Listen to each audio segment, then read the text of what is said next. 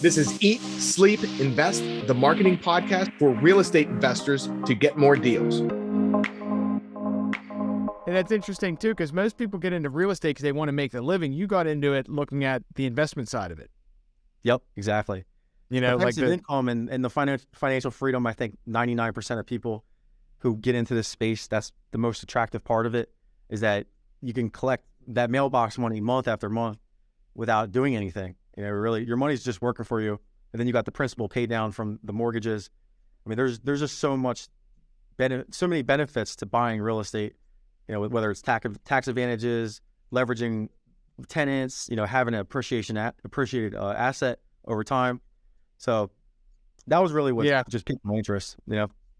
Yeah. What do? When you're buying for your buy and hold stuff? You primarily single families or multis? Because you see, at first was a triplex.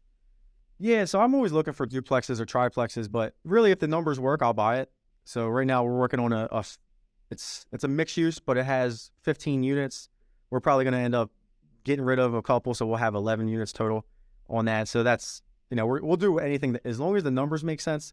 Really, the BRRRR strategy, if you're all in at around 75% of the value and it cash flows, we'll do it. As long as there's a lender that can get us out of it and put us in a long-term debt situation, then, you know, that's my mindset. At least I wouldn't prejudge a deal. Sense. Yeah. And you said you're pivoting a little bit now too with interest rates and everything. Like, what do you have going on?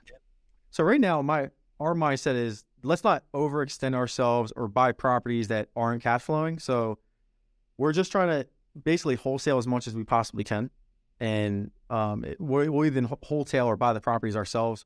So just looking to really just boost up our cash flow. And I would say, like, the last quarter, we've seen a dip. Like, a lot of investors are getting tighter with their guidelines of what they're going to buy. So we're working harder to sell deals. Sellers are still caught in that la-la land where they think their house is worth a lot of money. So that's an uphill battle right there. And then for some reason, I feel like the marketing slowed down a little bit. Like, we're spending more money on marketing, but getting less leads.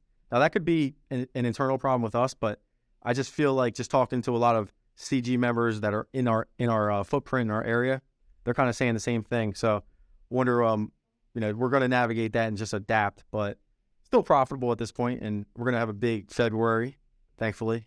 And I feel like the market's picking up a little bit too still. So I'm seeing it picking up too. And on the marketing side, I am seeing, through the holidays, usually cost per lead will increase. But you're right. We're in that like la-la land where sellers don't understand. Sellers are lagging behind where the market is.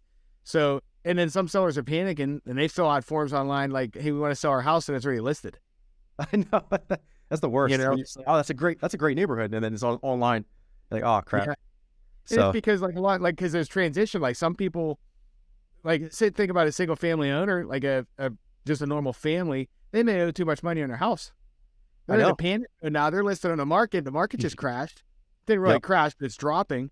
And they're panicking. They're like, we're going to sell it. And they think an investor is their solution, which is not. Nah, usually it's the worst case. But we've been uncovering a lot of creative finance deals with the people in distress that have good interest rates.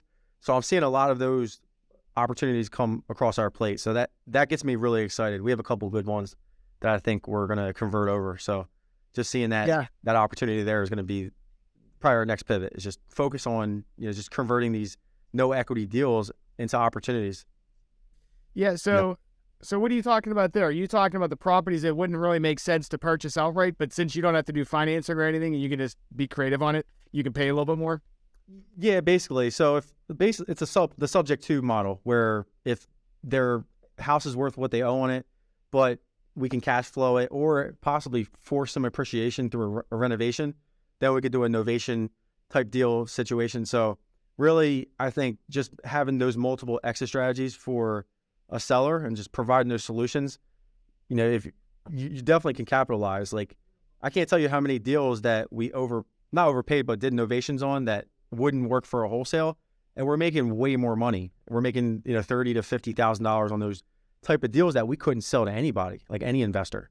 But kicking a little bit of money for carpet paint, maybe a new HVAC system, and then just some good marketing, that could be the key right there to maximizing your profits. And Eric Brewer was one of the guys that, you know, kind of piqued my interest, I think, like 2 years ago, about doing novations. I was probably one of the first people in those classes or courses that he sells. But he's made us a ton of money just learning those little strategies. But it's a lot of in between transactional coordinating work. Fighting lenders and title companies don't want to insure some of those deals. So again, it's not as easy as it sounds. But once you get a process around it and just make sure you're ready for those type of problems, it's a profitable space, I think. Yeah. And you know what? That's a thing people need to hear too. So you're talking having multiple exit strategies. So you pick up properties like, especially in this market, you need them. Oh, 100%. Like, so so you got the sub 2 novations. Like, what are all the things you're looking at? Number one, when you're buying the property, and what strategies are you coming up with to make sure, you know what, if something changes, I have 3 different ways to get rid of this place? Yeah, so we're always going to go cash offer. That's our first strategy no matter what. But we got to also feel the pulse of the seller. Are they very firm at a number? What type of motivation is there? Is there any flexibility as far as being creative? Then we'll make that judgment call. If it doesn't need a lot of work and we could see that this is a good novation, we typically have our sales guys bring that back to me or Jesse, and then we'll make those decisions for them. So this way they're not getting decision fatigue or just pitching novations 24/7 where we could have got a good cash offer on them. But yeah, just feeling out the situation. If it's a good, even lease purchase options, we're doing those as well. And I look at those as basically long-term wholesale contracts. Say there's a bad tenant in there.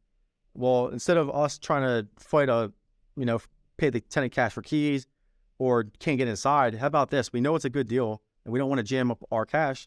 We do a lease purchase option where maybe we pay them monthly payments until the tenant leaves, and it could be 6 months. And we have an agreed upon exit and purchase price at that point. So we've done a few of those in the past where by the time the tenant leaves, we still have time on our lease purchase. We'll fix up the property and then we'll novate it out. And a lot of people don't look at that. They just walk away from those deals because the seller wants too much money or the tenant is just in there and they can't get them out. Where look at the lease purchase. I think that's a great strategy for people that are just like, they know it's a good deal, but they need time to figure out something. Yeah, and I guess just listening to the seller, because the sellers are going to tell you their problem. Oh, yeah. Yeah. They tell you what the problem is, then you just need to be smart and think and not just have the one that, like, say, just offer one offer. It's like, okay, what's going to help you guys solve your problem and work for us? 100%, man. We had a deal recently where the guy had 3 properties he wanted to sell, and the one was just in a bad neighborhood. It really didn't make sense, but I said, listen, I really want these 2 properties. If you can do seller finance for me on the 3rd one, I'll take it. And we got them down at a really low price. It's probably like 50% of what it's actually worth, but we got it on 8-year terms at 0% interest with a little bit of money down. But I'm like, at those numbers, that's a home run, that deal. That's actually the best deal out of all of them. But it's just how you position it and how you put the terms in place really is going to make or break the exit on that. And people love buying notes and they love buying easy deals that don't cost a lot of money. And you can wrap the mortgage or wrap the terms on it, and then you can make monthly cash flow. Then you have a payoff at the end of the schedule. So there's so many ways to get creative in this business. Yeah, that is so important too. Because I talk to a lot of investors, and a lot of them are like, yeah, they're just so like one lane. I don't even know if that's a word. You know what I mean? One dimensional, right? Yeah, they're like one dimension. It's like, okay, hey, we offer this. We go out and we offer this, and we're wholesaling. Yeah. Versus thinking a little bit outside the box, because the people are hitting you up. They want to sell a house. Yeah.